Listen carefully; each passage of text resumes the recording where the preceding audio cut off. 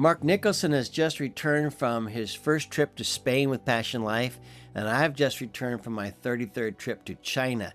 Why don't you join us today? We're going to talk about both of these trips and how God is challenging his people in both these places to not be conformed to this world, but be transformed by the power of God. Join us today as we talk about total fertility rates in these two places in the world.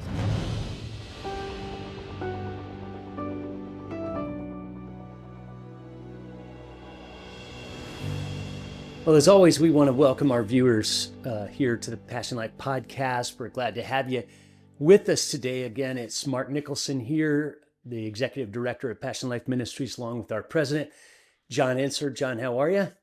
I'm very well, thank you. A little tired, but I was wondering if maybe you're still a little jet lagged. I'm getting over the very tail end of my jet lag. I don't know about you. Are you over it yet? I think so. I've spent a week in China, my 33rd trip, and I guess you were off on another adventure yourself.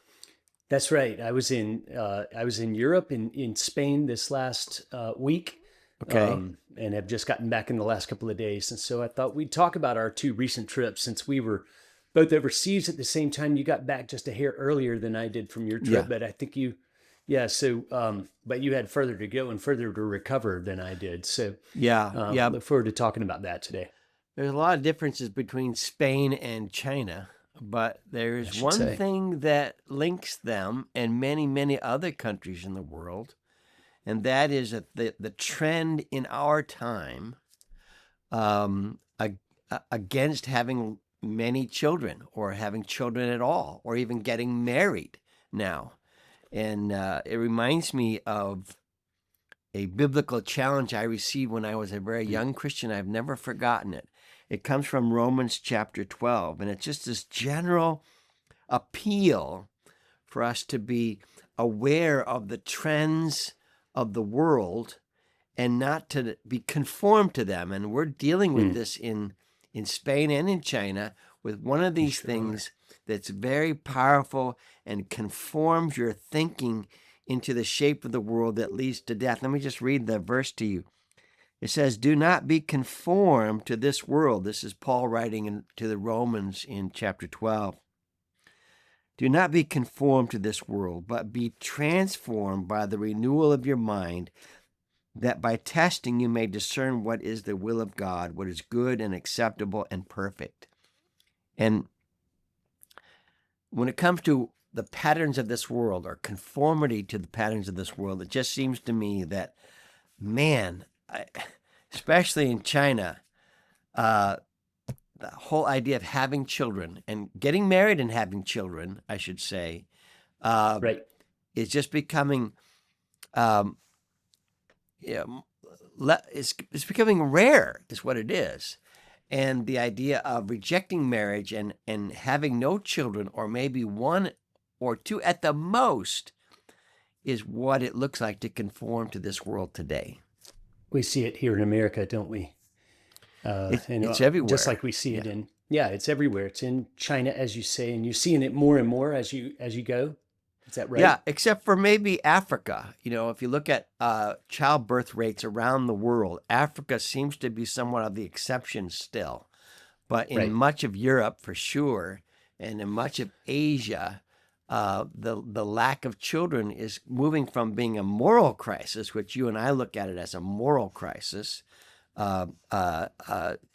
intentionally destroying innocent human beings in the womb, to an economic crisis in which there's just not enough people in being born, enough babies to sustain an economy.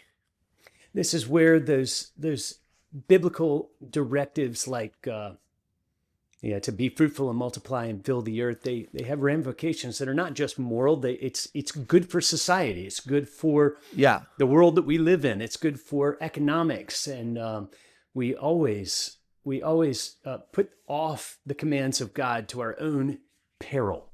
Boy, and doesn't that command sound more and more radical today? Extreme. It does. It does sound. It sounds more and more radical to say, "Be fruitful and multiply and fill the earth." I was at church yesterday. The family beside us has 5 children, and mom is pregnant, and people now they look down on that. Oh, Like, why don't you know what you're totally. doing? Can't you be more Ab- responsible? Can't you? And yeah, yet all they're doing is following the biblical directive that I mean is literally from the first page of scripture. that's right. That's right. That's right. It Yeah. just feels so contrarian to the times in which we live, which would have been perfectly normal in previous generations, So the for sure. world is going a totally new direction Yeah, and says, be conformed to this pattern. And what Romans 12 is asking us to do is say, don't follow what the world's patterns and shapes are coming out to be.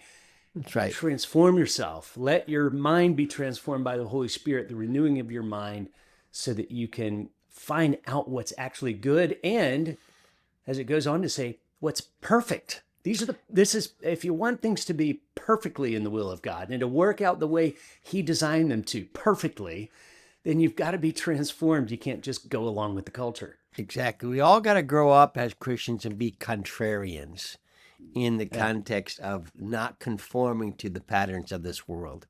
And marriage Well, and family is going to be an increasing way that all of us just to get to live a radical life in our times, but is a normal pattern from the beginning of creation.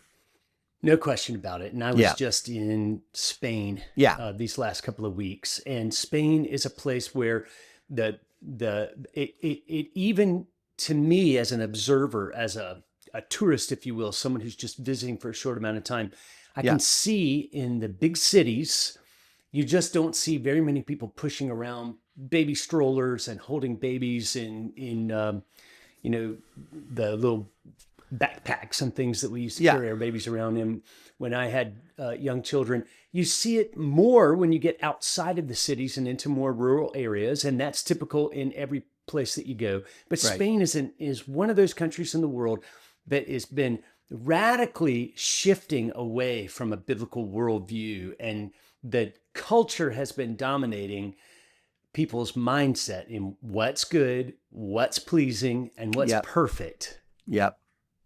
For sure. So what were you doing in Spain then? So when you say that you have just gotten back from a mission trip to Spain, a lot of people go, "Huh, I'd like to be a missionary in Spain for a week or so." It's one of Yeah. those places where I travel a lot of places that people don't want to go. They don't want to ride a Right. train in rural Nepal or India or Yeah. sleep in some of the places that I've slept in some of this year. But when you go to Spain, everybody says, "Wow, what a great time to be a missionary." Yeah. Spain, though, as beautiful as it is, and as Yeah. warm and loving and welcoming as the people actually are, and as easy a country it is to travel in, as a non-Spanish speaker, it is culturally, it's like digging in concrete. It's one of the most difficult spiritual climates that we have worked in all the 40 plus countries that Passion Life has gone to over the years. Isn't that amazing? So you got Spain, you got France, you got Germany. All these places seem to be really hardened to the gospel these days. And you're seeing and Yeah. feeling that when you were in Spain. Yeah, feeling that while I'm there. I was listening while I was in Spain to a podcast, sometimes while I was on trains, about the conquest of Peru and the Incan Empire by Spanish conquistadors, and how these were really rough and tumble and brutal guys. But of course, because of the crown of Spain, the whole thing was done in the name of Christendom, and actually it was garnering wealth for the wars that Spain wanted to fight. But you had to conquer these people, and basically you gave them a choice: submit yourselves to Jesus Christ and His lordship, or die. And they didn't really bother telling them too much about Jesus Christ and His lordship, because most of these conquistadors were there for the gold, not for the souls, if you will. And you don't necessarily see that kind of mentality in Spain, but what you see is a coldness toward spiritual things. What you see is almost an inward assurance in people's lives that there is no God, and there is no point to life outside of just living for today and living for pleasure. Empty. So Yeah. you went there. This is the first time That's right. that our work, Passion Life, has gone into Spain. Usually we It call is. these an explore trip. Would you call this an explore trip where you were kind of We seeking and finding out whether or not there's a reception there or something to work with? we classified this for sure in our internal way of speaking. We would call this an exploratory trip, in that it really came from our Latin America team of people who have been working in Spanish speaking countries in Latin America, who along the way they've met a lot of people with connections to Spain, and on in inroads with pastors and missionaries and pro-life minded people in Spain, and really wanted to take it in many ways kind of back to the land of the mother tongue, if you will, to go back to Spain with this. And so it was our first time as a group as Passion Life in Spain, and it was pretty eye-opening. We really taught in two major cities, Madrid and Zaragoza, which is the second, I think it's the fourth largest city in Spain. If I understand correctly, it would be Madrid, and then Barcelona, and then Sevilla, and then Zaragoza. So we taught in Madrid and Zaragoza, and there was a team of 5 of us that traveled together on this. Now, I took my wife with us. She's not really part of a Passion Life team, but our family happens to have 2 daughters living in Europe right now, one short-term and one long-term. We have a daughter who is studying for this semester in France, and on her spring break, she came over and met us and traveled with us, which was wonderful for me because she got to see some of these trainings firsthand. She got to see what it's like to be on the mission field with her dad. Okay. Not just hear the stories of things that have happened, but to see it with their own eyes. Wonderful. And we also had Jeannie Pernia, who is our director of all of our Latin American operations. And she's a fluent Spanish speaker, and we traveled with her for years in Passion Life's staff member. And then we took Rachel Ruskowski, who is a board member of Passion Life, and her mother, she grew up going to Spain all the time because her parents were living in Spain and were well connected to the church. And so she's another fluent Spanish speaker, wonderful person to travel with. The 5 of us made a great team of being able to meet people and enjoy traveling together and order some good food. Rachel knew how to do that for us. So did you find that same general post-Christian atmosphere, or did you find some pockets of where there was a remnant and a hunger and a thirst? I mean, tell us kind of what you found when you got there. In both cases, I was actually quite pleasantly surprised at the high caliber, committed, mature Jesus lovers that turned out for the event. And our first training was in Zaragoza, and we had probably 25 people who came over an evening where we taught the first half of our material, and then the next morning where they came back and we taught the second half of our material. This particular church it's an Assemblies of God church, but it has 12 campuses. Wow. 7 of them throughout larger Zaragoza. And I think that I understood them to say that the mother church, the original church, has 600 members. It's not something that I normally think of when I think of Europe. I think of smaller churches of 30 to 100 people. But this was a vibrant, growing church, a lot of maturity, a lot of excitement for the Word of God in this group of Christians. Yeah, that's encouraging. So you taught our what we call our 4 questions that answer the moral crisis of abortion with the gospel of life.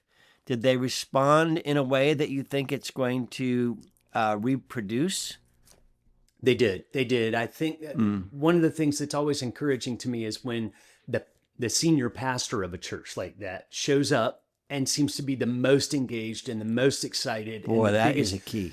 advocate. Yeah. A lot of times pastors, as you know, John, they'll come in and they'll say, we organized this training for you guys. We hope you enjoy it. I'm already pro-life, so I'm going to go do some other things. Right. It's something that they feel like they don't need to be a part of.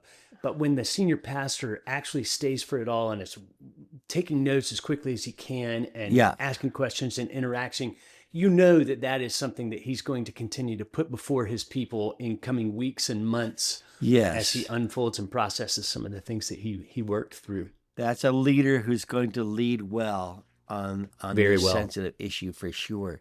Well, that's Indeed. encouraging then to find in this generally hard place this key area of receptiveness and Yep. reproduction. Are there pregnancy help centers in Spain now? There are, Okay. and I'm not sure exactly how many there are. For instance, if you were to ask me how many pregnancy help centers there are in Zaragoza, we asked that of the local Christians. So there Mm-hmm. is the technical answer, which Heartbeat International would probably know of pregnancy help centers here and there in Spain, maybe of one or even two in Zaragoza, but the Christians Yeah, that we met don't know of them. So what that's that another says is, problem, isn't it? yeah, there you go. In a lot of these places, you'll find a small group of people who took it upon themselves to start some sort of pregnancy help outreach, but they've started it without the support of the pastors and the local churches behind it, and so they're out there just kind of trying to survive. Right. Right. Yeah. Trying to keep their doors open and Yeah. find a few people to serve. But when they're connected to the churches, as you and I have always found, they tend to be more active because the churches are praying for them. The churches are sending pregnant girls to them. The churches are sending money to them. They're sending volunteers to them. So it's a much better partnership when the churches are involved. In some of these cases, maybe they started with a church involvement, and over time, the connection was lost or wasn't maintained as well as it could have Yeah. been.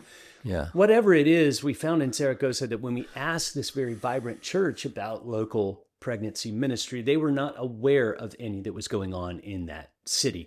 So whether or not there is, there needs to be an increase in awareness and an increase in effort to be able to make sure that anyone who is pregnant in that city has an opportunity to hear of an option, someone that they can go talk to, someone that they Yeah. can ask questions of, someone who Yeah. is willing to help them think through how to get through this pregnancy.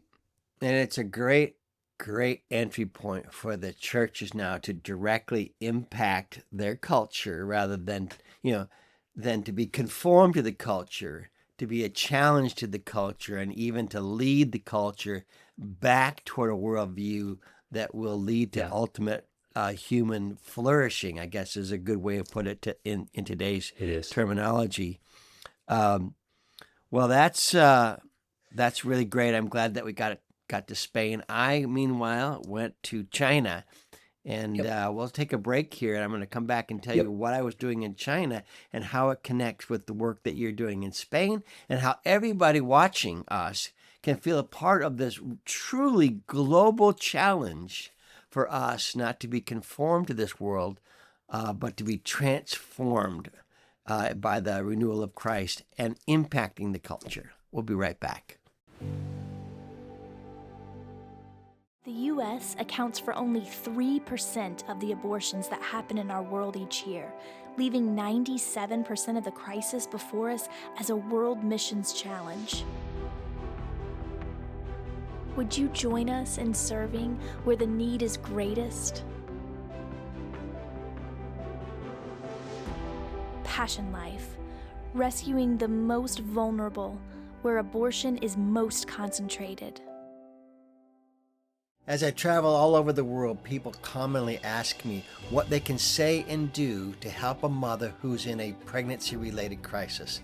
And I always say to them, be ready to speak up and show them the simplest of things. Show them what their baby looks like. We call this the Passion Life Tiny Baby. It's what you look like at 9 weeks of age, and it's available. You can find more information about it on our website. Well, Mark, while you went off to Spain for the first time with Passion Life, I went back to China for the 33rd time with Passion Life. 33rd. I don't know anybody who has flown to China and back 33 times. No one in my life. I've been there many times. This trip was really about learning more about what we call the TFR crisis in China and what we refer to as the TFR solutions. So we're looking at both sides of a crisis, but I'm sure for a lot of our listeners, that begs the question, what do you mean by TFR? Yeah. my suspicion is that within 4 or 5 years, everybody is going to understand what TFR means in the same way they I think you're understand right. what FBI means or CIA. Right. TFR refers to total fertility rate, and while we may be ahead of the curve in terms of the general population looking at this issue, it is a rising issue. And in coming years, almost every day, there are articles being published on the TFR crisis or the total fertility rate or the birth rate in Spain, in France, in Russia, in Vietnam, in Japan, North and South Korea, and in China, in many, many parts of the world. The So TFR. in a sense, John, anytime we are reading news articles about birth rates, population, overcrowding, undercrowding, it's all tied to this idea of the fertility rate in a country. Is that fair to say? Yes. That's what we're going to be hearing more and more about in future months and years, because the fertility rate and the number of people in a country directly affects the country's ability to survive economically and provide Yes. jobs and housing and services for all their people. Just within the last month, the author of the famous book in the 60s, The Population Bomb, Paul Ehrlich, I think is his name, he passed away. Ehrlich. But he influenced a whole generation to think that the problem was that there's too many people in the world. That's right. And most people now are still riding that tale, okay? That's right. But it's, again, contrary to reality, and the TFR crisis is the language that many people who study demographics and economics are referring to as the economic crisis that's developing because there's not enough people in our various countries. They're dying off faster than they're being born. So in China, we're looking at this in particular. If you look at this slide here, I referred to, I defined TFR as total fertility rates. And according to this graph, you can see on all the reddish parts of the world map are where more people are dying faster than babies are being born. The exceptions are the Middle East and Africa. And there are some parts of Africa that still cherish the idea that our wealth and our prosperity is in our families. Again, going back to what we talked about, not conforming to the patterns of this world, hearing what God says, that there's be blessed and multiply, enjoy family. This is God's perfect plan for all of us, is to enjoy family and to embrace it. And you need a 2.1 birth rate. In other words, 2 people get married. If they have 2 children, they replace the parents when they die. 2.1 is because not everybody survives to adulthood, and not everybody gets married when they are adults. So you have to have a 2.1 birth rate in order to maintain your population. Yep. Not grow, not shrink. That's right. Hold the line. And China's is down to half of what they need now, and probably even more. China's, the last number I saw was 1.02, and I think now that it's probably below 1. It just keeps going down every year. So in this next slide, I've got some graphic numbers here, but in 2025, they had 7.9 million babies born in China. Just say 8 million people. Sure. But they had somewhere between 8 and 15 million abortions alone in China. Wow. So there is your problem right there. And you have more people dying now every year in China than are being born. So their population is actually dropping, and it's going to significantly drop every year. This would be happening in the United States too, by the way, except that it's somehow erased by the amount of immigration into our country. And, we don't feel the impacts as quickly as China does because of immigration, people coming in and taking jobs, and the economy is supported. But as China doesn't really allow that type of immigration, and so they're just going to feel the bare effects of fewer babies means fewer workers, means more of a burden on the economy as the Right. population ages. So I was in China meeting with various medical professionals and government leaders, and we were looking at the whole challenge of how can we help more people get married and have babies within the context of China. And is there some way that we can contribute to the solution to that problem as we're trying to do it in Spain, in Cuba, in Mexico, in Uganda, and all the other places in the world in which we are really encouraging people, at least minimally, not to destroy the human life that God has given us through procreation. And so we were there to talk a lot about that. A couple other factors that I think help you understand why we're going back to China. The UN has predicted that China's population, which right now is 1.4 billion people, is going to be down to 767 million people, or it's going to drop by 50% within the next 75 years. I mean, Meaning I'm my 70. grandchildren, your grandchildren are going to see a world where there are half the number of Chinese people than the world has now. Exactly. If the Lord doesn't come back. And so what you're seeing is that governments who are not necessarily moved by the morality, the biblical ethic, the biblical worldview of family and children, because of God's good and perfect plan for us, are being moved toward God's good and perfect plan through the economic disaster that is rising on the horizon for them. So look at this quote from the China Family Planning Association. Marriage and childbirth are not only a family affair related to personal happiness, but also a major event for the survival and development of the country and the nation. Well spoken by the communist government, yes. It's almost like biblical reasoning behind God's call for us to be blessed. Right.